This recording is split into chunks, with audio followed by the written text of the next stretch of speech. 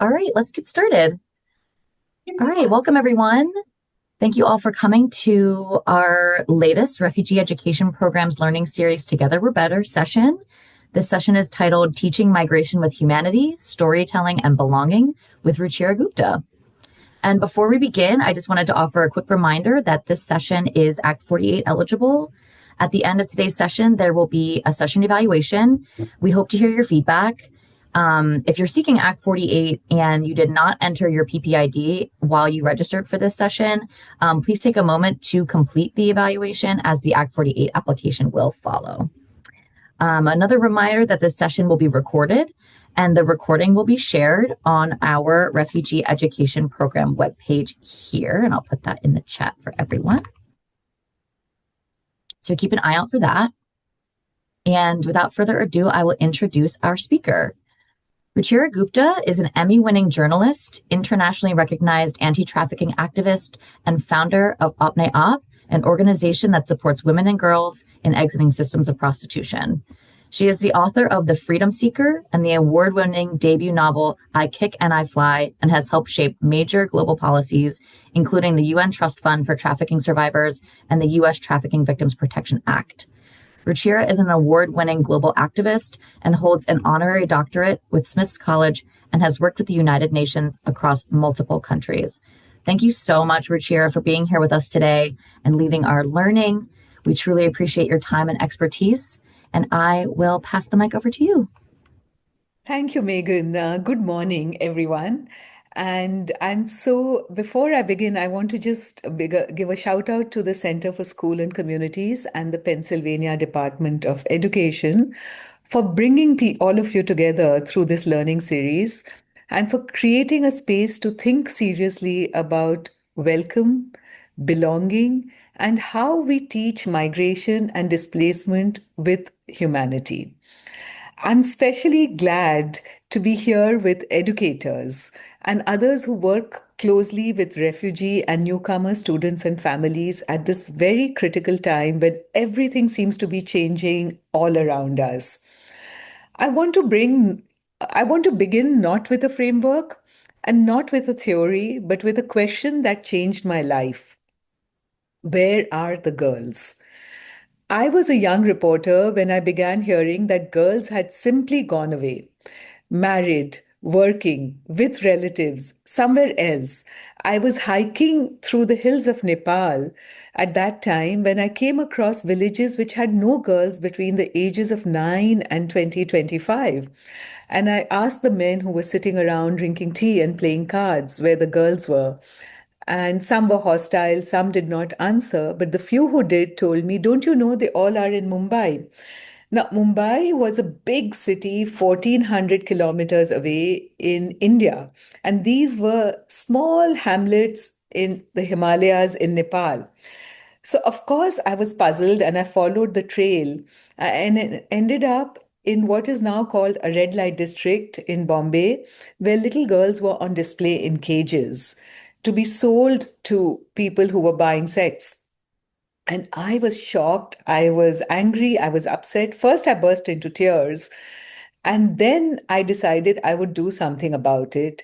I ended up making a documentary to answer the question, where are the girls? I made the documentary. It's called The Selling of Innocence. It's on my website, ruchiragupta.com now. I won an Emmy for the documentary. And when I was on stage looking at the bright lights and the audience in the Broadway Marquis Hotel here in New York, all I could see were the eyes of the mothers who had told me their stories in the red light district of Mumbai because they wanted a different future for their daughters. They wanted to save their daughters. And I decided in that moment on stage here in New York that I would use my Emmy and my journalism and my documentary not to build a career in journalism, but to make a difference. So I stepped off the stage and turned to the lady who gave me the award, and that was Donna Shalala. At that time, she was the US Secretary of State for Health, and I asked for her help to change laws, to help girls, and she did help me. I went to the UN and showed my documentary and asked the member states to help create a UN protocol to end trafficking in persons, which would punish buyers and also punish traffickers and invest in girls and women who were at risk because they were poor, female, maybe from tribal communities or other marginalized groups. And at the same time, I went back to Mumbai and I sat on a straw mat with the women, and we created an NGO which is called Apne Aap, which means self action in Hindi, to educate the girls who were born in red light districts, who were born in such nomadic groups to be trafficked when they became 12 or 13. And in that journey, now my NGO is, 2 decades old, and we have helped more than 20,000 women and girls exit systems of sex trafficking and prostitution. Which is what my book, the first book, I Kick and I Fly, is based on. And because of that journey, I've met thousands of girls who have been at risk, who have been traumatized, who have been victimized. And I have learned to understand through that work that children can turn their fate and build a new future just given a little bit of help. And I realized that I wanted to share that story with other young people who are also being victimized, many of them not in a brothel in Mumbai, but through online grooming, recruitment, and sexual shaming, body shaming, bullying, to give them tools to understand what is happening to children their age or young people their age, but also show them that young people can be the agents of their own change, just like my protagonist is. So I decided to tell that as a story published by Scholastic in I Kick and I Fly, and I called it a social justice adventure. Um, and through that story, I reached thousands of people who are young and who want to bring about change here in America. And then around that time, I began to read a story about child migration to the United States. I read about a family from India, a mother and a daughter who were crossing the Arizona desert to meet their father in Queens, who was a taxi driver in Queens, and they got separated, and the mother made it, the daughter didn't. And I was kind of upset, but I wanted to know more that how did this happen? And I went to the Arizona border to do the research. And I stayed without water for 24 hours, walking the desert. I went to the border where there was a barbed wire fence dividing Mexico with United States, and people sitting on stoops talking to each other through the barbed wire fence, sharing Coke bottles and flowers and food.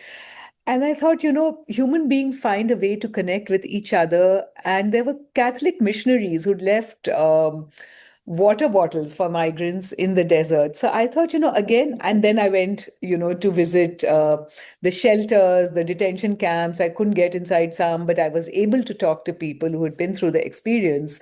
And because of that, I was able to piece together a story based on that research, which I then wrote up in The Freedom Seeker to share again with young people who are migrating along with their families or alone to the United States for safety, for security, for food, for shelter.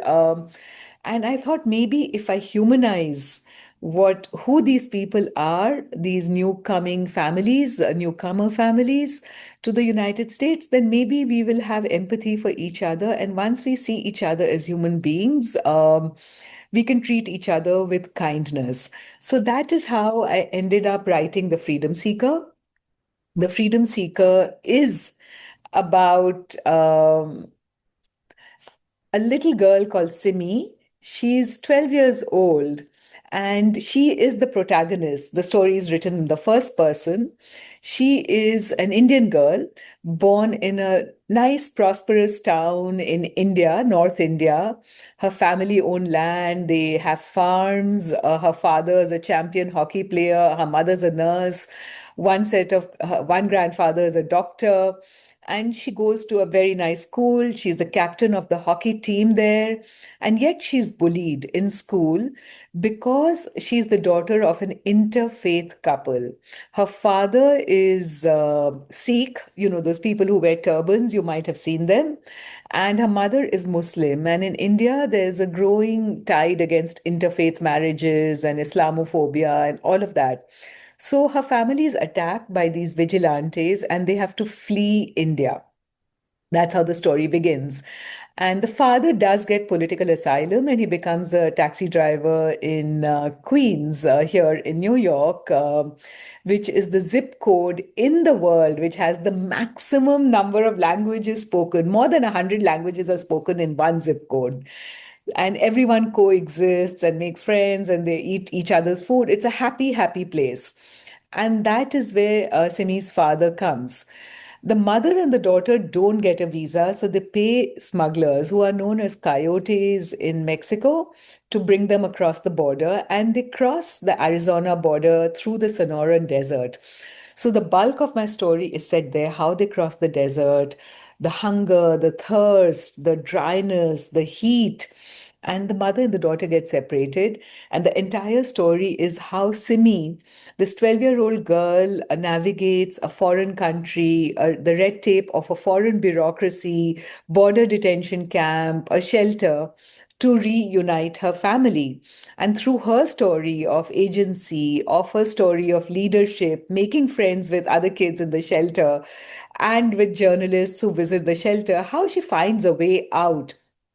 And each time that she faces a big crisis, she finds a kind human being who helps her keep her strength.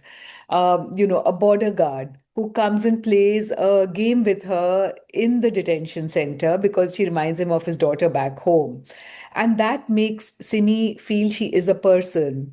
An immigration officer who lets her keep her leaf from a tree back home in her book because she understands that that is something which can give Simi the strength of her memories. A nurse who gives her a little bit of information, who's actually a volunteer from a Coast Guard. And, none of these people can take on the big system of the big changes happening around them, but they can do small acts of kindness. The same thing happens inside this shelter where Simi is, where there are teachers who are kind to her. There are other children who talk to each other and make friends and community. And through this community, and I don't want to give the whole story away, how the whole family is united and how a human chain can resist big, horrible changes happening in the world around them. So, from a journalist as an activist, what I have tried to do is now be a storyteller because I believe that storytelling can get under our skin. It can make us think and believe and understand each other much more than journalism can do or facts can do sometimes. I have learned over the years that facts can expose a system, laws can punish perpetrators, and movements can force public change. But what stories do something that's different. Stories enter before the defenses go up. They make us feel the weight of a life rather than just the outlines of an issue. They slow down the easy lie. That is why I began writing fiction for young people. And that is why I'm grateful to Scholastic for giving me this huge platform to get to all of you. In The Freedom Seeker, you will understand when you read it. What does it mean to come to a foreign country and learn to pronounce English in a different accent? What happens when safety moves further away than a child can easily reach? What happens when survival means movement? What happens when migration is not a choice in the cheerful sense, but a compulsion shaped by danger, loss, fear, and the search for refuge? My session and this session is called Teaching Migration with Humanity, Storytelling and Belonging.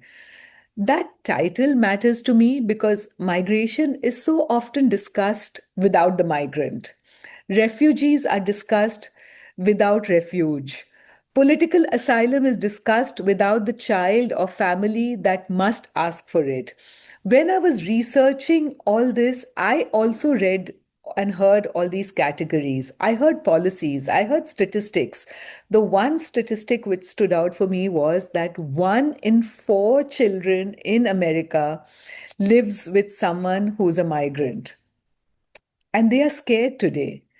That is 1 in 4 children. That's a quarter of our children. They're scared to go to school. They're scared to play in the parks. They are even scared to go to hospitals because they feel that they might be used as bait to take that loved one away from them, or they might be taken away from the loved one. We hear debates about legality, borders, burdens, crisis, and control. But somewhere inside that public language is an actual human being trying to understand why the world has become unsafe and whether the next place will let them live. That is where the freedom seeker comes from. I wanted to write about migration from inside a child's experience, not from the height of state policy or the distance of public argument. I wanted to write about what it feels like when geography becomes fate, when border is not a line on a map, but a threshold between danger and possibility. When political asylum is not a phrase used in an article, but a desperate claim that your life deserves protection. A phrase like political asylum can sound formal, cold, and adult, but what does it really mean? It means home has become dangerous. It means someone has had to leave before they were ready. It means memory travels with the body. It means safety has become uncertain and survival has become a journey. And very often for children, it means that adults are making decisions about them before anyone has asked them how the world feels from where they stand. That's the reason I wrote The Freedom Seeker as fiction. Fiction can return us to the child's angle of vision. It can remind us that migration is not just experienced as policy, but as sound, hunger, heat, waiting, uncertainty, fear, confusion, shame, hope, and longing. It is experienced through the body, through what is carried, through paperwork that becomes more legible than memory, accents that become more marked, and that matters enormously in schools because by the time a refugee or newcomer student enters a classroom, a great deal may have already happened to them. As you know that better than I do. They may have crossed countries, systems, camps, interviews, waiting rooms, languages, absences, and losses. May have learnt to listen before speaking, as you know from many a shy child in your classroom. They may have learned that silence is safer than explanation. They may have become expert in reading faces long before they can read the textbooks in front of them. And then they arrive in school. And what happens next matters. Do we meet them first as data points, as needs, as problems to be solved, as disruption to routine?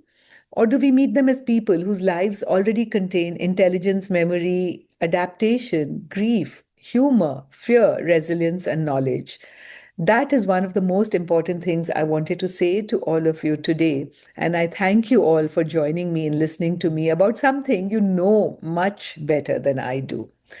Children who migrate are not empty vessels arriving to be filled. They arrive already full, and that will change our perspective. Full of histories, strategies, losses, observations, and forms of strength that school systems sometimes don't know how to recognize because that is not an experience we've been through. And that is why I think storytelling will help us connect with that child through the third person of Simi, her father, her mother, her friends. The stories are not sweet. Uh, and it's not that they will vaguely make us more compassionate because we are already compassionate. We are teachers, we are educators. I don't want to use the word empathy too lazily. Stories matter because they force precision. They interrupt cliche.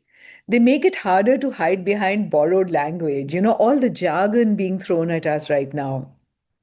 When you hear the word migrant, what appears in the mind thanks to all the media messaging? A crowd, a problem, a border, a social issue, or one child. What is on her feet? What has she not eaten? What has been she told not to mention? What does she miss? And once that category breaks open, our jargon will disappear, and it'll become harder to say, why don't they just say, stay where they came from? Why are they here? And that is why I think storytelling belongs to our group, because that's what we can convey. They will humanize, they will complicate, and they will move. And the language will take us to helping a child also carry that story, because sometimes children are learning things which are not just through us. They're learning from people they meet in the park, from their parents' friends, from other places they are going to, from television, from social media. So they will encounter something else and they will be kinder to each other. My story is also about the power of community and kindness. And that is why I hope stories like The Seeker can make possible for all of us. At this point, I would like to read a short passage from the book. And I hope that the passage will give us some sense and flavor of the story, because as I was telling Megan before we began, I would love to come back to you all and I would love for all of you have to read the story by then. So I will read this passage. Simi has been picked up already, and she is at this shelter. She doesn't know where her mother is, and she's asking the people who are checking her in where her mother is. I was separated from my mother in the desert by coyotes. Maybe another van brought her here. She thinks I'm dead.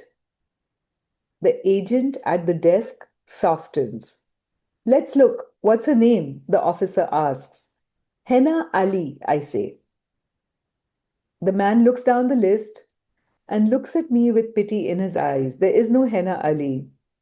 Could you try Henna Singh? He scans the computer again. Sorry. We need to move the line along. My heart sinks. What if my mother's still out there? What if the coyotes took her? In the meantime, the lady throws all my things into my backpack and then into a bigger plastic bag, knots it, and tags it with my name. You will get it when you leave. Don't worry, she says, flinging it onto the racks behind her. She gives me the tag. I want to howl, but there is no point. It won't bring Ami back. Last week seems so far away, like the life of another girl. I can hear cries and wailing all around me as we walk further into the facility. It's the screening room. We get our fingerprints stamped and our photographs taken. Officers sit on swivel chairs behind computer screens. I am so tired. I could drop right to the floor.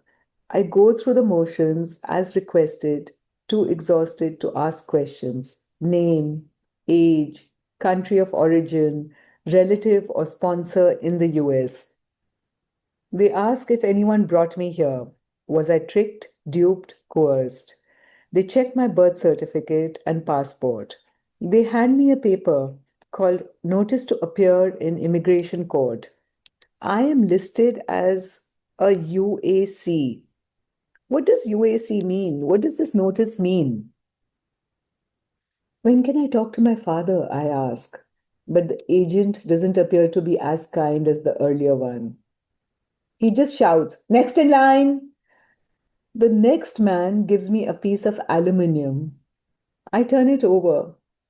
What is this for? I ask, bewildered. It's a blanket, he says. I'm too stunned to reply. How is this hard tin thing supposed to be a blanket? May I take a shower? I ask the next agent.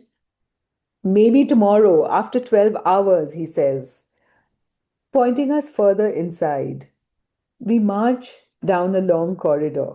Some of the walls have quotations by John F. Kennedy, Abraham Lincoln, James Madison, and photographs of border guards on horses, driving cars, bending down, helping children. I try to picture one of Gandhiji's quotes, the apostle of nonviolence from my country. The greatness of humanity is not in being human, but in being humane. I wish that quote was on the wall. Just then, as I'm ushered in one direction, Jose is pushed into another. I freeze. Separate cells for boys and girls, the man tells us. Hold on to that aluminium, Jose says, a last bit of parting advice as he waves goodbye. You will need it. My eyes fill with tears. I am absolutely on my own now.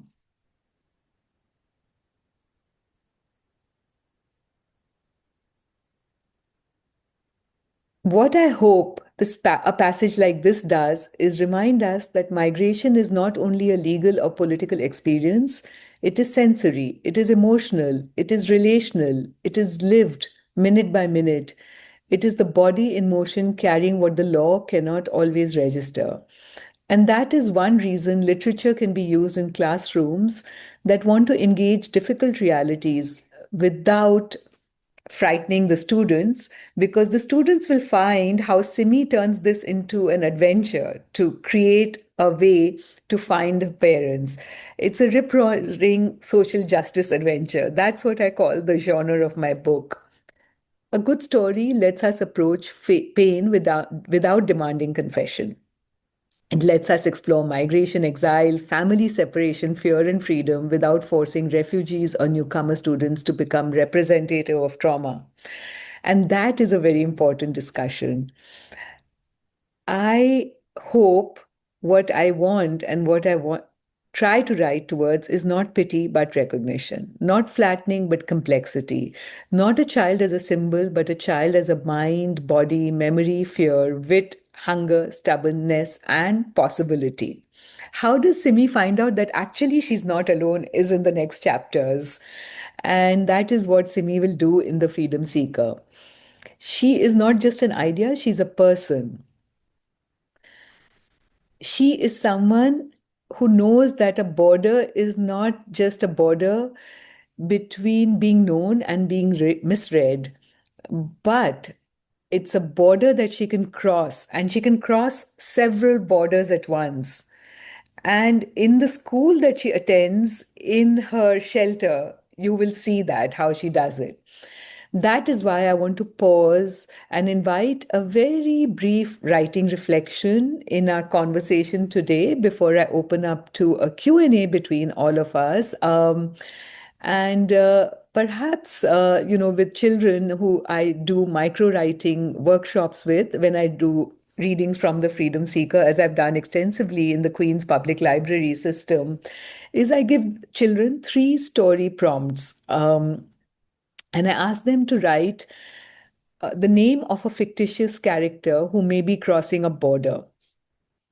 Once they write that, then I ask them to write that what is the challenge they faced while crossing that border. And the border can be imaginary, it can be physical, it can be emotional, it can be social. And what was the challenge they faced? Then I ask the children to say who helped them overcome that challenge and what happened after they got help. So there are four prompts that I give to children.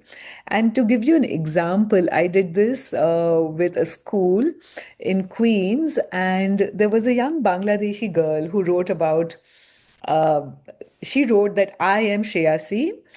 I had to my accent in Bengali was different from the people speaking English in Queens, and I was scared to speak. So my challenge was fear.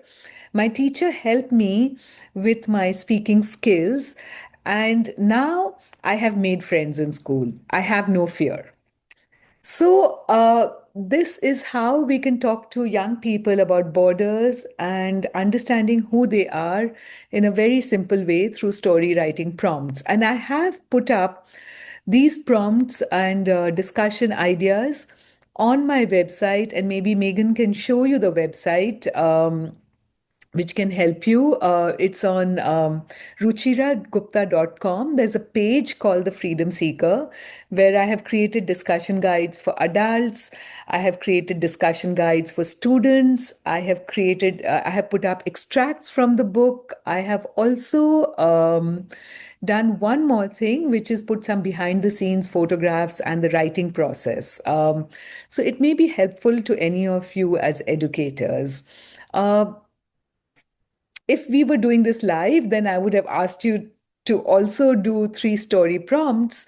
But I think you have basically understood through my example what the story prompts are like. And so now I would like to open up, after Megan shows you my website and the Freedom Seeker page, if we can just move to a Q&A session. Absolutely. Yeah, so I put in the chat, I put Ruchira's link to her main webpage. I also put the link to the Freedom Seeker. And then I believe, Ruchira, this Dropbox is where you host the resources from the Freedom Seeker as well. Yes. Great. Thank Thank you you. so much. And also, the book has a whole resource section at the end, and there's a glossary of key terms, So, for people who want to understand some of the Hindi words, it's all there. Also, some words like which are bureaucratic words, what does a refugee really mean, etc. I put it in simple language, asylum seeker. Then I put in resources about movies and books and other things that young people can look at. What projects? This is my favorite one. What projects can kids do? So there's we've tried to do everything we could imagine that you would need, but of course, I'm available for anything more. So I can open up Megan now to Q&A. Absolutely. If you have a question for Ruchira, please feel free to unmute and ask, or you can put it in the chat.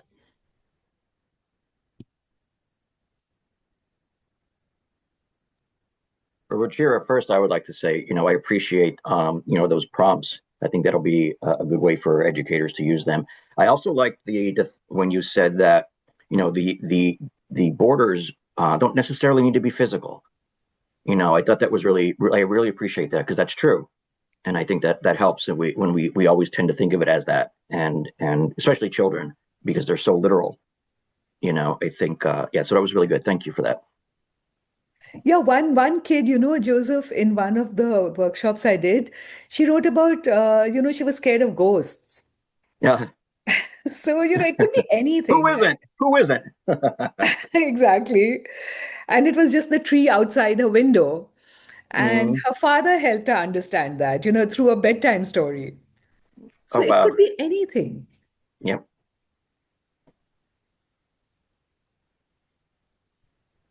Ruchira, I'm curious how you have seen in the past or how you imagine educators utilizing Simi's story or other stories of migration or the Freedom Seeker in their classrooms with children. What are some activities that you've seen or that you imagine how it might be taken up in the classroom? So there are three ways it's being used a lot. One is that kids do dramatized readings, and then they do role plays and all of that, and then they discuss by putting themselves in the shoes of the different characters what it means. So it helps them understand migration from different points of view. And that has been something which young people have really enjoyed. So that is one activity they've done. And again, I have, little scripts and things which young people can use to do that. The other is storytelling and story writing. So, getting the kids to read the book and then using ideas like, what if you were Simi? What are the, and you could only take one bag with you all the way from India to America. What would you put into the bag? So those are there also, those discussion points and ideas, again, to create imagination and empathy. It's there in the resources on my website and in the book. The third is the activity which we do is story writing. And that is, these kind of prompts. And I've created different kinds of prompts for different scenarios. So when I was recently in Tucson, for the Tucson Book Festival, there was a program run by University of Arizona for something they call the Reading Ambassadors program. And the kids basically read the book beforehand, and then they did a Q&A with me. And I was happy to do it with them because they asked me things like, what does the name Simi mean? And I explained to them that it's a name which is both Hindu and Muslim and Sikh. And in all three cultures, it means peace. And so, there were things like this, which they talked to me about. They asked me questions, exactly what I was thinking, that in the desert, when I was researching the book, how did I feel when I stayed without water? Now, these are kids, of course, living on the edge of the desert. So they will ask me a question like that. But also questions about kindness. How do you, they like the bit about the friendship inside the shelters. So we explored the notion of friendship, and it was kind of interesting. And I remember when I wrote the book, I was asking, when I created the character of Simi, she's half Sikh and half Muslim. And I remember someone really angry telling me in India that no such thing exists. And I said, there are millions of inter-race and interfaith kids across the world. It's just that we don't notice them.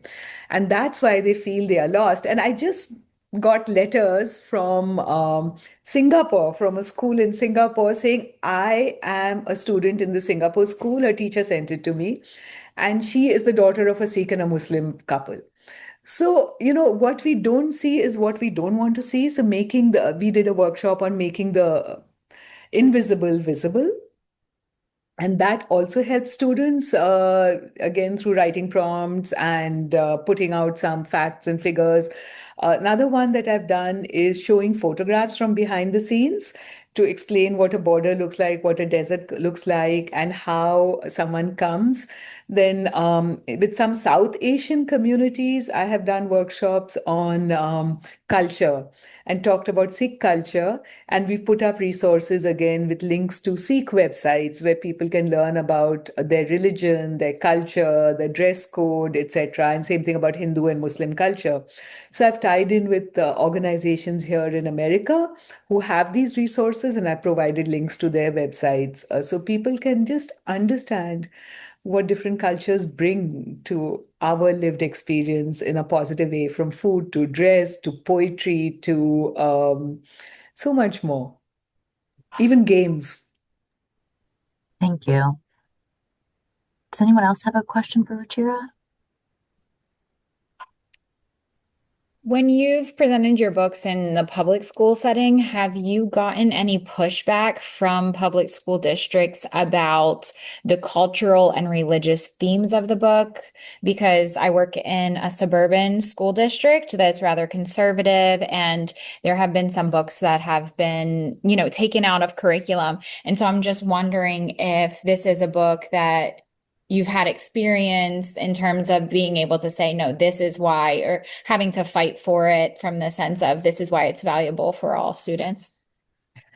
Actually, I've had such great, feedback from people. So the Sikh Coalition, which is a coalition of Sikhs living all over America, they have embraced the book, and they've done several Instagram and webinars and all of that with me, because I have explained Sikh culture in a positive way. Like, I basically have tried to explain each culture in a positive way and showed that coexistence is better for all of us. So the Muslim Council of America has done the same with the book, and so has the Hindu, which is like such a hard thing to navigate when I'm raising these very important issues. So in fact, it's been the opposite. And what I've tried to do is that show that tolerance is better than intolerance, and that is the binary rather than the binary between existing religions or cultures. Yeah. And, I've also tried to go on showing how you can build community and human chain through acts of kindness. So you'll read also in my letters a book. I should maybe read you something from my letter from the author, because I've even tried to show that, we are all sort of trapped by a system which is not of our own making. And so the system may be crazy, but we are not crazy. And even small acts of kindness are possible by people we may think are terrible people. So a person in uniform, a border guard, an immigration officer may be kind people as human beings, and still have to represent a job. And how do they navigate that? So I've shown possibilities and planted seeds all through my book, that how can we do it. So I'll just read you a little bit from a letter from the author for just a second, and you'll see what I'm talking about. Dear reader, thank you for picking up The Freedom Seeker. This book is very special to me, and I hope as you read it, you'll connect with Simi's story and the challenges she faces. At its heart, this is a story about courage, love, and the power of hope, even when life feels insurmountable.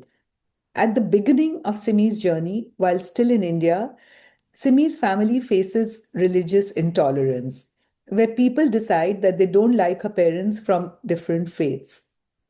As a result, their family is targeted by a group that tries to hurt them just because they believe in something different. Sadly, there are many families in the world who are forced to flee their homes for similar reasons, whether it's because of their religion, ethnicity, or political views. When Simi and her mother decide to leave India and travel to the US, their journey isn't easy. Crossing the desert is dangerous. They have to trust people called coyotes or human smugglers who promise to guide them safely across the border. But many times, these smugglers lie or take advantage of people.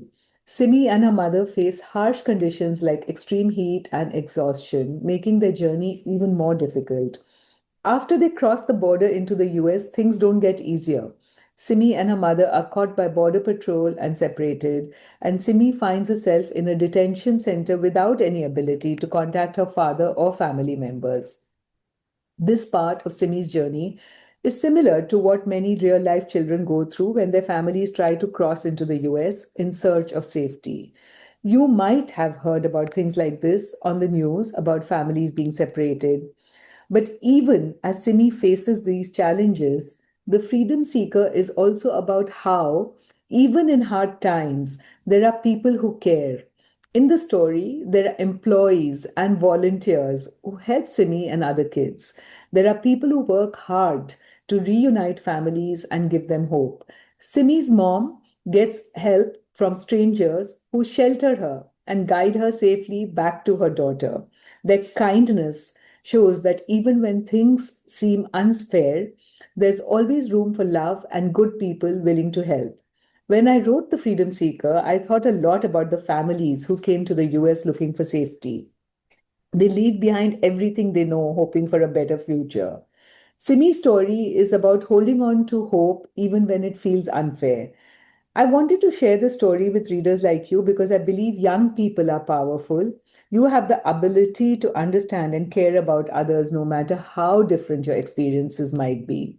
Simi's story essentially is about finding home, not just in place, but also in the people we love. It's important to remember that even the smallest acts of kindness can make a big difference in someone's life. Someone helped Simi find her family and a home. It's about standing up to bullies, believing in yourself, and understanding that love and kindness are more powerful than hate. Through all of her challenges, Simi never gives up hope, but she does not give up hope because somebody helps her. There's always strength in community and in the people who care about us. For those of you who have experienced immigration, I hope this story helps you feel proud of your journey and the bravery it takes. And for those of you who haven't, I hope The Freedom Seeker helps you see how important it is to be kind, to stand up for what's right, and to understand that everyone deserves to feel safe and accepted. Thank you for joining Simi on her journey. Even small acts of kindness can make a big difference. Thank you. That's beautiful. Ruchira, can you talk more about the importance of hope when kind of like integrating stories like Simi's into the classroom or talking about migration, talking about welcome and belonging, and trying to diversify our classroom texts, our stories, why hope is an important aspect of that work? I, as an activist, have always found hope is the best form of planning. Because when we start doing something and we encounter a problem or something which feels very daunting, it's easy to feel overwhelmed. Like, how can I take this on? And that's what happened with me when I saw those villages with missing girls and the girls in cages in Mumbai. I thought, I don't know. I'm just a journalist. I know how to tell the story. But then the women in prostitution said, you have to help us do more. So I just asked them what their dreams were. And they said, oh, school for our children, a room of our own, punishment of our perpetrators. And we used those dreams to make our business plan. We didn't even know how or anything. I didn't even know how to make a business plan at that time. And those dreams actually became our blueprint. And now I can say decades later that, they were perfect because those close to the problem knew the answer. And we stayed connected to the problems at the grassroots by exiting out of that problem through hope. And they became our goalposts, and that gave us a roadmap. So, literally, hope is a form of planning. And everywhere I show that, either Simi's mother, Simi's teacher, some mentor that Simi finds somewhere gives her a little bit of hope in the most loving way. Like the nurse, there's a lice infestation in the detention camp that Simi's in. So Simi goes to the infirmary, and there's a nurse from she's a volunteer from the Coast Guards, and she gives her a little bit of hope by telling her that this is going on outside, and this, when you get to the shelter, then this can happen. So Simi is not then scared of the shelter anymore. She thinks, okay, it's a step forward into the world where I can begin to look for my mother. So even in the worst of circumstances, we can have hope, but we can also share hope by some small thing we do. And that is literally embedded in every chapter of my book, and not in a Pollyanna ish way, but in concrete things which happen and which are based on research I did, which really did happen. Yes, you talking about hope reminds me of a passage from a book by Bettina Love called "We Want to Do More Than Survive," and she talks about the importance of holding joy alongside of this kind of work, and thinking about hope and joy as a way to humanize the work too. So thank you for that. Does Yes. anybody else have any questions for Ruchira? I know we have a lot of creative educators on here. Does anybody have any idea of how, or starting to formulate ideas of how they might even use Simi's story in their classrooms or in their districts?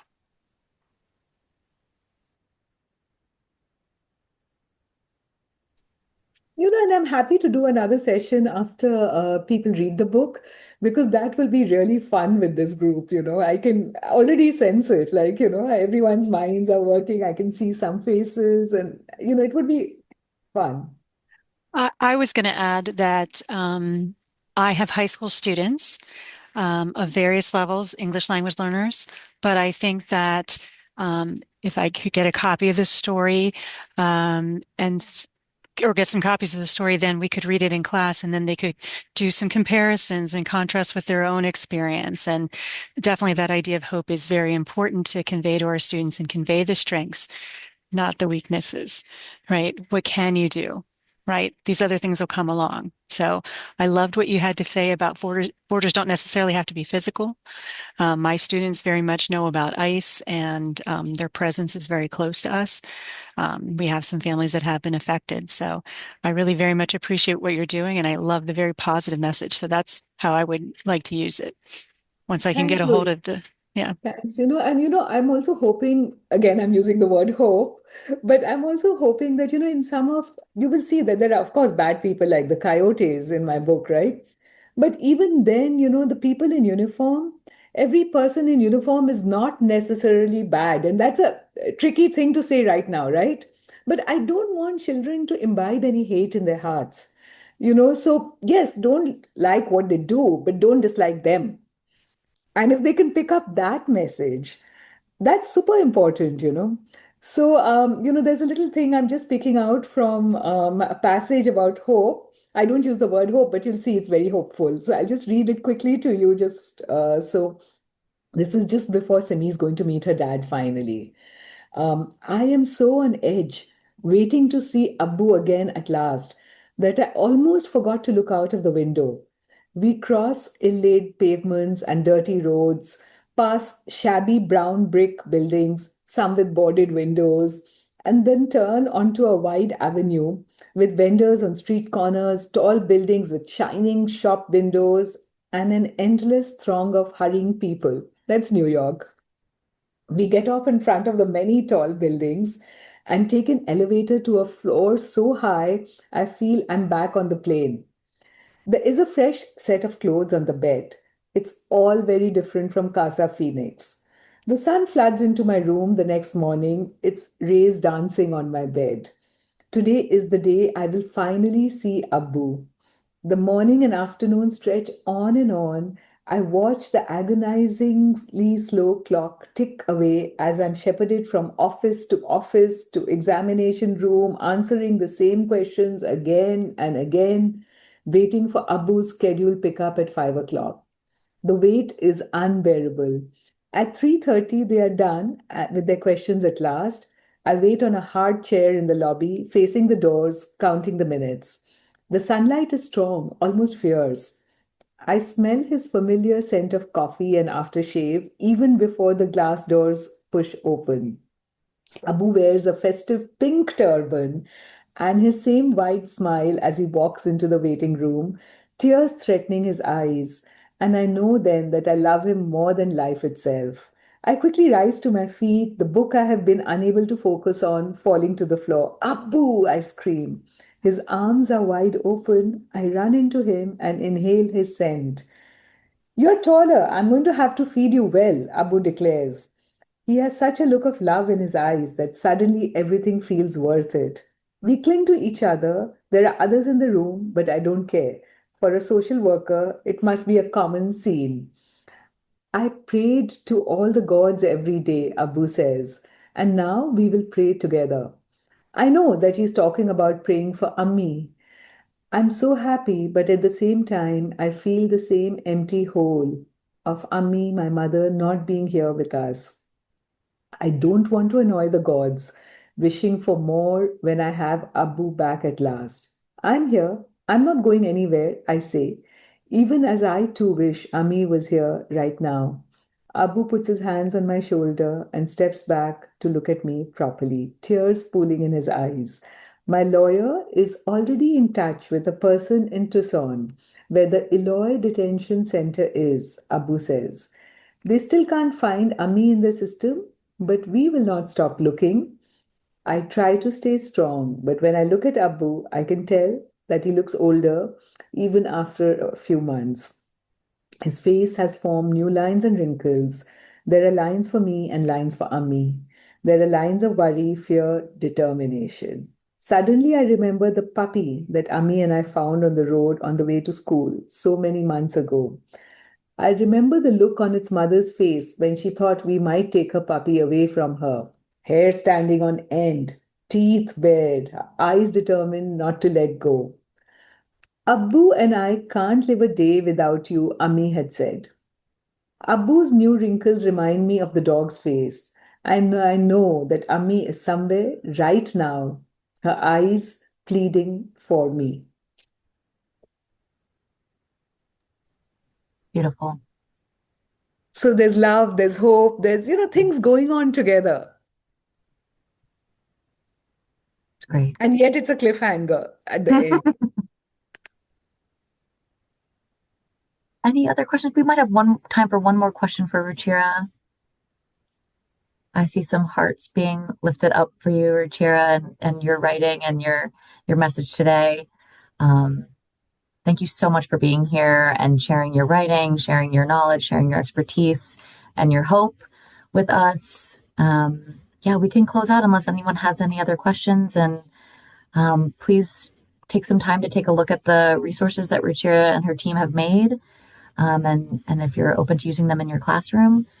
Yeah, Ruchira, I thank love you. all the hearts floating through the screen. Yes, so many hearts for you and claps. Thank you everyone for being here. Ruchira, especially thank you so much to you. Thank you so much. And a big shout out to you, Megan, for organizing this, and to Joseph, who I met twice now already. So thank you so much, Joseph. You're very welcome. Thank you. Thank you. Thank you, everyone. Yeah. See you next time. Yeah, and And Ruchira, I just want to let you know I just got the Kindle version of your book, so I'll be reading it oh, this weekend. oh, Yay! great. Oh, Wonderful. that's Thank you. So my call to action is Yep, already working. exactly. Get the book, read the book. Yes. Thank Yep, you. Thank you're welcome. you. All right. Have a great weekend, and thank you Meg- again. Thank Thank you. you, Bye. everyone. Megan, Bye now. Yes. Everyone. sorry, I posted the question. When I click on the link, it's the evaluation, but where would I put the Act 48 part? Just with my Oh, I'm number so and the sorry. comments? Oh, it's After you take the evaluation, it should Yeah. take you to a screen where you can click once Act I 48. submit it. Okay. Oh, Yes. that's Yep. true. I remember that before. Thank you. Of course. Yeah. Thank All right. you. Thank you, Thanks, Mike. everyone. I'll talk to you soon. All right. Bye-bye.